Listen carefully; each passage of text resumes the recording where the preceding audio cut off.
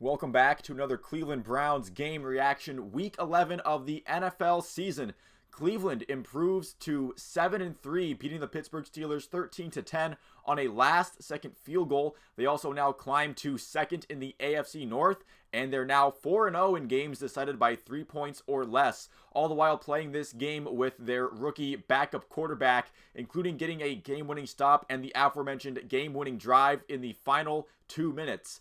So who is this team and what have they done with the Cleveland Browns? And also doing this with Jim Donovan returning to the play-by-play and being the pregame hype guy, smashing the guitar, and Nick Chubb in attendance as well. That's just icing on the cake for this one. Obviously, the biggest story regarding the Browns heading into this game was Deshaun Watson going out for the year, suffering a fractured glib glab in his shoulder or whatever that needed season-ending surgery. And just based on previous decisions, it looked like PJ Walker was expected to be the next man up. However, instead they roll with Dorian Thompson-Robinson, DTR, with his only former experience being the preseason, obviously, and then just a terrible game against the Baltimore Ravens. But the reason you go with DTR instead of PJ Walker is because of the goals that this team had to start the year and seeing if they could still achieve those relatively with the quarterback position at least, because we've seen that with PJ Walker, the Browns, sure, they could get wins. They could definitely sneak into a wild card spot.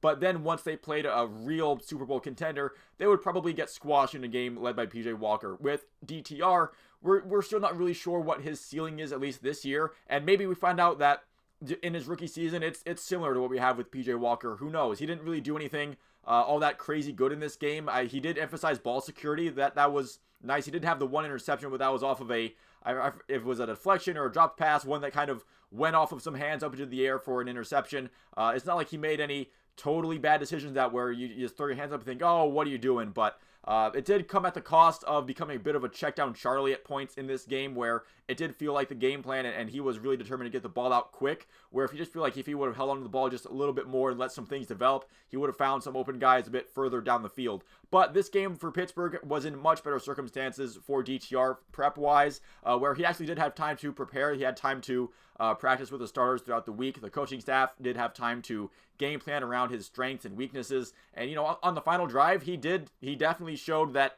he can perform in pressure situations, doing enough to get Cleveland into field goal range at that point, the running game and offensive line taking over from there. And the defense has been the more dominant unit either way, no matter who's been in at QB, whether it's Deshaun Watson or PJ Walker or Dorian Thompson-Robinson. The defense is the motor that keeps this team running, and that was no different in this one. Browns also dealing with a bit of a tough offensive tackle situation. DeJuan Jones did play from time, but he was obviously on a limited snap count. He really just played on important passing downs, where it was James Hudson getting most of the reps at right tackle.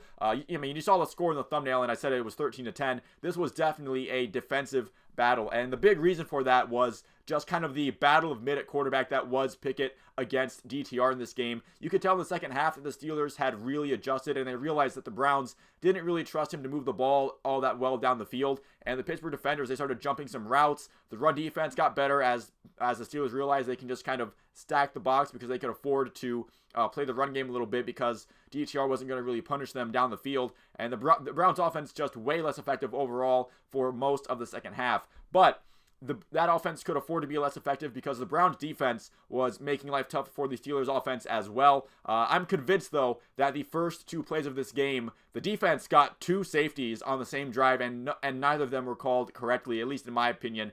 Both the Kenny Pickett sack and the ensuing Najee Harris run, I think both of those ended with the ball in the end zone. Should have been 2 points there. But, not only were the Browns robbed of 2 points on those plays, but America in general was robbed of a safety twice. But for that one, you have to just put another dollar in the jar of the refs are trash tip thing and just move on.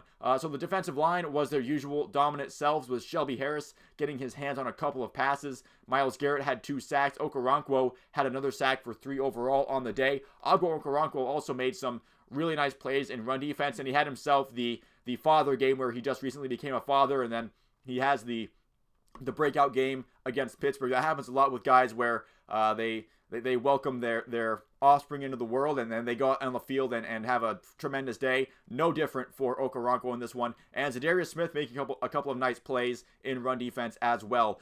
They got a little banged up at the safety position, and they came into the game already down Juan Thornhill. Rodney McLeod left early with a bicep injury. Again, the reason Rodney McLeod was even in the game as getting as many reps as he was because of Juan Thornhill being hurt. So McLeod leaving early, definitely leaving that safety position a little bit exposed. You had Ronnie Hickman in there, which good for the Ohio State alum to get some NFL snaps on defense, but I really don't want him to be out there. That is definitely a break in case of emergency with Ronnie Hickman back there. But the only real backbreaking mistake that the defense made was early in the second half with that Jalen Warren touchdown run to make it 10-7. That really tightened the game for until the last play, obviously. But Jalen Warren, just a really good running back. I honestly think he's the better back between him and Najee Harris. I think Jalen Warren should probably take over for, I think just not just because of this game, but just for what's happened this season. Jalen Warren, I think he's shown himself to be just a little bit of a better running back. He showed off some of that top end speed. Definitely give the Browns defense some issues. I mentioned that touchdown run where,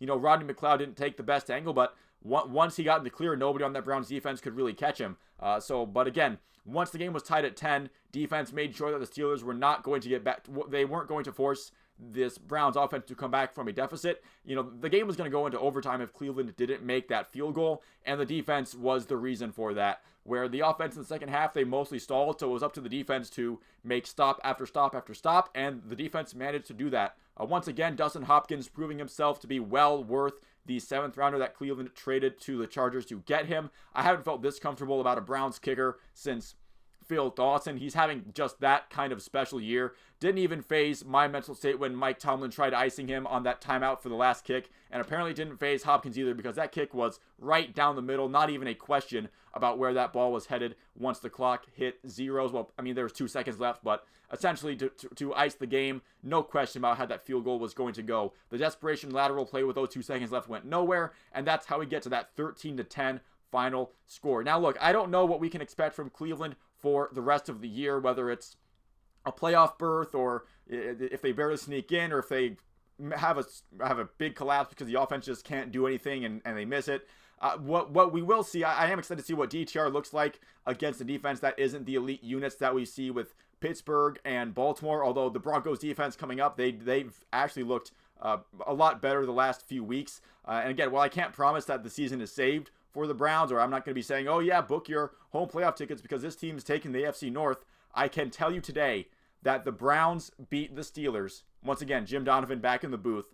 But today, the Browns beat the Steelers, and no matter the circumstances, no matter the context, that is always a reason to celebrate. So that's going to do it for this video. Thank you so much for watching. If you didn't make it this far into it, leave a like and subscribe if you enjoyed the video and you'd like to see more like it. I cover a lot of Ohio sports teams that I like. Maybe you'll like it too. And once again, thank you for watching. I'll see you at the next one.